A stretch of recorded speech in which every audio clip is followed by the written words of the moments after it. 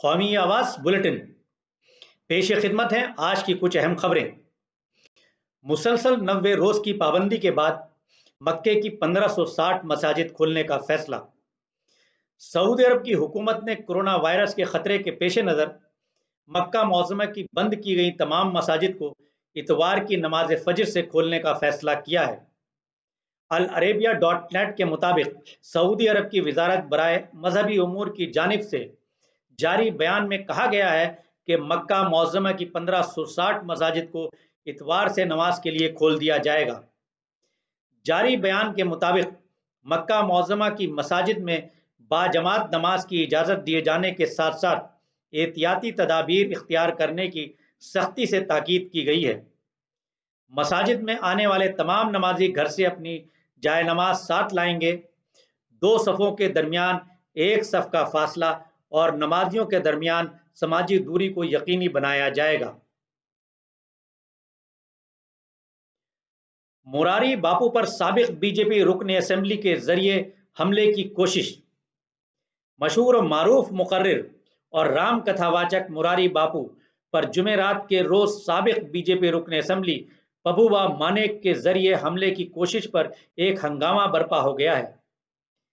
भगवान श्री कृष्ण और इनके बड़े भाई बलराम से मुतालिक एक मुतनाज़ बयान देने के बाद मुरारी बापू से कृष्ण भक्त काफ़ी नाराज थे और जब मुरारी बापू गुजरात के द्वारका पहुंचे और लोगों से बातचीत कर रहे थे तो मानिक चीखते हुए तेजी के साथ इनकी तरफ बढ़े, लेकिन वहां मौजूद कुछ लोगों ने मानिक को पकड़ लिया और बाहर ले गए। मुरारी बापू पर इस हमले की कोशिश के बाद कई लोगों ने इसे मौजूदा दौर में अदम बर्दाश्त की मिसाल ठहराया है। इस वाक़े की मजम्मत कांग्रेस के सीनियर रहनुमा अहमद पटेल ने भी की है। उन्होंने अपने एक ट्वीट में लिखा है कि मुरारी बापू पर हमले की मजम्मत करता हूं। कोई भी किसी के नज़रिए से गैर मुत्तफिक हो सकता है, लेकिन हमारे समाज में तशद्दुद के लिए कोई जगह नहीं है। चीन के खिलाफ 1962 जैसी नाराजगी। 93% हिंदुस्तानी इक्तिसादी रिश्ता मुनक़ता करने के हक में। चीन के जरिए लद्दाख में की गई गुस्ताखी के बाद लातादाद हिंदुस्तानियों का जहन चीन के खिलाफ पूरी तरह बदल गया है। इस वक्त 93% से ज्यादा हिंदुस्तानी चीन से सभी तिजारती रिश्ते तोड़ने के हक में हैं। इनमें अपोजिशन पार्टियों के साथ साथ बीजेपी और एनडीए के हामी भी हैं। IANS और सी वोटर स्नैप पोल के जरिए किए गए सर्वे के मुताबिक लोगों का जहन चीन मुखालिफ हो गया है और यहां तक कि बीजेपी और एनडीए हामी भी चीन के साथ आम ताल्लुकात तोड़ने के हक में हैं। ये साफ हो चुका है कि वादी गुलवान में चीनी हमला मंसूबा बंद था। राहुल गांधी का बयान। लद्दाख की वादी गुलवान में चीनी फौजियों के हाथों 20 हिंदुस्तानी जवानों की शहादत को लेकर कांग्रेस रहनुमा राहुल गांधी ने मरकज की मोदी हुकूमत को तनकीद का निशाना बनाया है।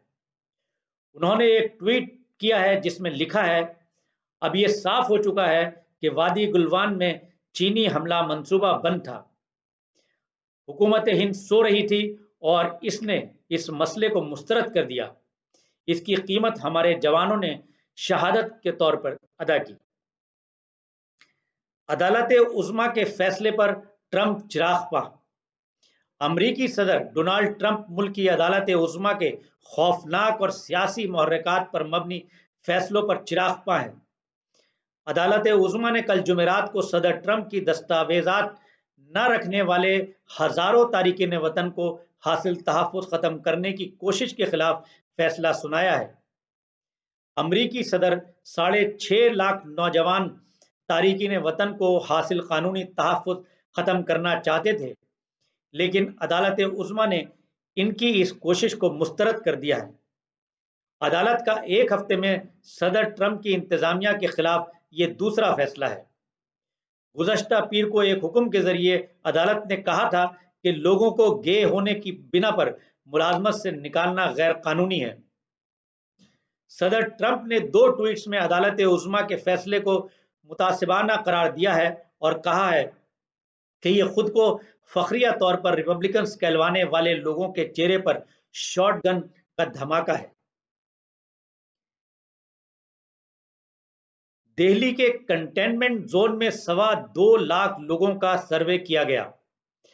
राजधानी दिल्ली में कोरोना इन्फेक्शन के बढ़ते मामलों पर मरकजी वजीर दाखिला के जरिए गुज़श्ता दिनों की गई सिलसिलेवार मीटिंगों के बाद 242 कंटेनमेंट जोनों में 2,20,000 लोगों का सर्वे किया गया और दोगुनी तादाद में कोरोना की जांच की गई।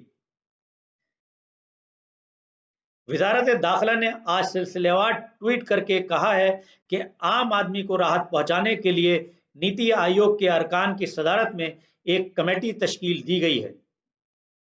कमेटी को दिल्ली के प्राइवेट अस्पतालों में कोरोना के इलाज के लिए आइसोलेशन बेड, वेंटिलेटर के साथ आईसीयू और वेंटिलेटर के बगैर आईसीयू में इलाज की शरह तय करने के लिए कहा गया है। कौमी आवाज के क़ारीन व सामीन से ज़रूरी गुजारिश, आजमाइश और इम्तहान के इस दौर में एक दूसरे का ख्याल रखें। शुक्रिया।